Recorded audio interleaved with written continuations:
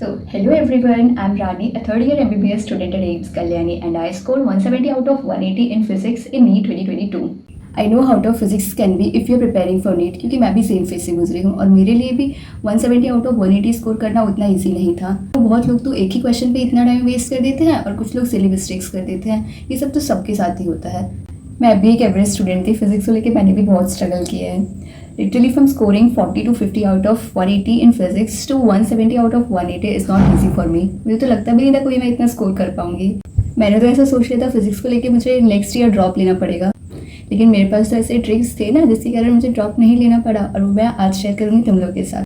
So in today's video I will be sharing exactly same tips and strategies with you that will help me go from struggling in mocks to this much in physics. तो चलिए शुरू करते हैं। So the trick number 1 is read the question smartly.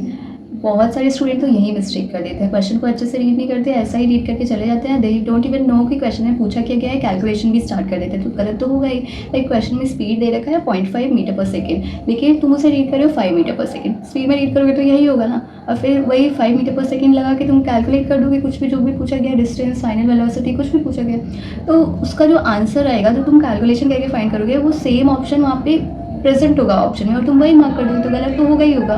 तो इसका एक ही solution है कि क्वेश्चन को अच्छे से रीड करो, सारी वैल्यूज़ को मार्क करो और देखो फाइनली पूछा क्या गया है। जो पूछा गया है वही फॉर्मूला लगाना है। ये नहीं कि थोड़े बहुत फॉर्मूले याद है तो उसमें सारे ही फॉर्मूले लगा रहे हैं, यहाँ पे थोड़ा ना ऐसा करना होता है। जिस चीज़ को पूछा गया है सिर्फ उसी का फॉर्मूला लगाओ। And second tip is visualize with diagram. Even for a simple motion and electronic circuit एक छोटा सा डायग्राम बना लो। डायग्राम बनाने से half of the problem solve हो जाती है। एक टिपिकल क्वेश्चन आता है, मैं साइड में दे देती हूँ कि इस क्वेश्चन में क्या बोला है, कोई गाड़ी है जो यू वेलोसिटी से जा रही है, तो डिस्टेंस पूछा है कि टी टाइम पे कितना डिस्टेंस कवर करेगी। तो इसमें तुम सिंपल वो s is equal to ut plus half a t square का नॉर्मली नहीं लगा सकते। अगर तुम लगाओगे तो एस जो आता है वो डिस्प्लेसमेंट आता है, डिस्टेंस नहीं आता है। तुम डायग्राम बनाओगे तो तुम्हें पता चलेगा एक टी डैश टाइम आएगा जहाँ पे इसकी वेलोसिटी 0 हो जाएगी और उसके बाद से ये रिवर्स आने लगेगा गाड़ी जो है तुम्हारा। तो जो डिस्प्लेसमेंट है वो जो फाइनल पॉइंट और इनिशियल पॉइंट के बीच का डिस्टेंस सिर्फ मिलता है, लेकिन एक्चुअल डिस्टेंस जितना गाड़ी ने कवर किया वो तो नहीं मिलता। वो तुम डायग्राम से ही समझ पाओगे कितना डिस्टेंस कवर कर रहा है, तब भी फाइंड कर पाओगे। तो इसलिए बोलती हूँ कि डायग्राम बना लो, वो बेटर रहेगा, उससे half of the problem solve हो जाती है। And the third tip is identify the concept first, formula later. Ask yourself, is it kinematics, work energy or gravitation? सबसे पहले कंसेप्ट आइडेंटिफाई करोगे तो फॉर्मूला खुद ही खुद याद आ जाएगा। और हाँ, एक फॉर्मूला लिस्ट बना के रखो अपने पास हर एक चैप्टर की, जो रिवीजन करने में ईजी होगा। क्योंकि कुछ ही फॉर्मूला है जैसे 90 to 80% ऑफ न्यूमेरिकल सॉल्व हो जाते हैं, तो वो बहुत बेनिफिशियल होगा। अगर तुम्हारे पास नहीं है तो you can text me on Telegram, I will provide you. And fourth tip is use unit and dimension analysis. Like question में अगर पूछा गया है एक्सेलरेशन, तो एक्सेलरेशन की यूनिट क्या होती है, मीटर पर second square, right.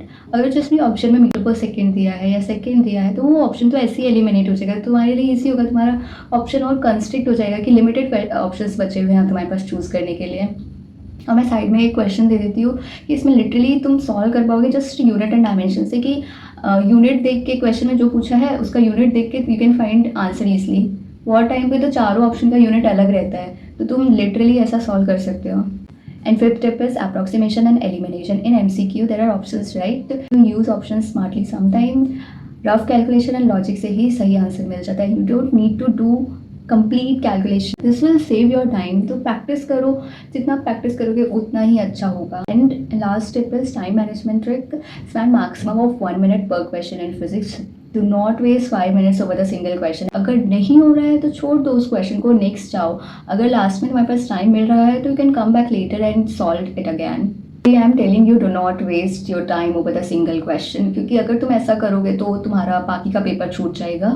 At last, physics numerical are not monster. With practice and right trick, you can master them. Remember, NEET is about smart solving, not lengthy solving.